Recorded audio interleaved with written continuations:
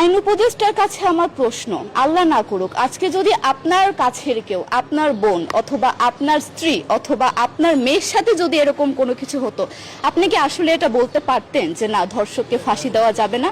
কোনোদিনও পারতেন না। আপনি সবার আগে তার ফাঁসির ব্যবস্থা করতেন, সম্ভব হলে নিজের হাতে মেরে ফেলতেন।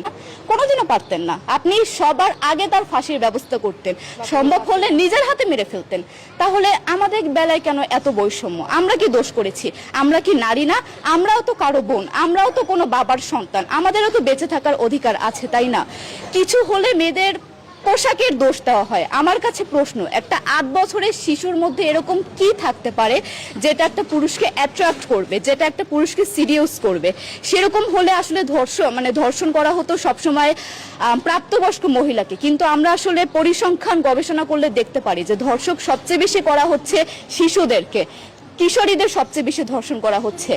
দৃষ্টিভঙ্গি পরিবর্তন করুন, চিন্তা ভাবনা পরিবর্তন করুন, ধর্ষকদের আইনের আওতায় আনুন। যদি আইন উপদেষ্টা অথবা প্রশাসন যদি ধর্ষকদের শাস্তির ব্যবস্থা না করতে পারে, আমাদের হাতে তুলে দেন, আমরা নিজেদের হাতে শাস্তি দিয়ে দিতে পারবো। এই সাহস আমাদের মধ্যে আছে। বেঁচে থাকার জন্য আমাদের যতটা কঠিন হতে হবে, আমরা কঠিন হওয়ার জন্য প্রস্তুত আছি। আমরা ফাঁসি চাই, ধর্ষকদের কঠোর থেকে কঠোরতম শাস্তি চাই। যতদিন না পর্যন্ত ফাঁসি দেওয়া হবে, যতদিন না পর্যন্ত ধর্ষকদের শাস্তির ব্যবস্থা করা হবে, আমরা আমাদের আন্দোলন অব্যাহত রাখবো। দরকার হলে আমরা শিক্ষা প্রতিষ্ঠান বন্ধ করে দেব, তবুও আমরা হচ্ছে আমাদের বাংলাদেশ।